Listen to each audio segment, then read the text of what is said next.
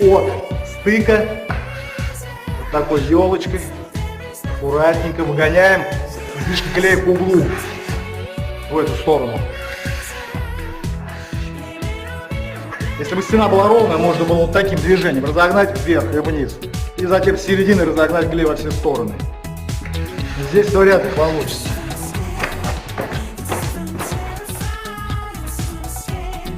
Подошли к розетке.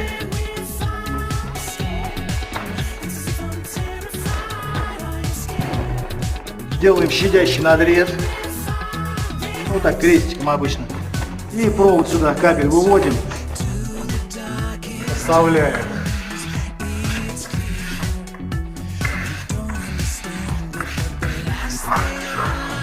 Обой под покраску, хотя и прочный, но довольно тонкий.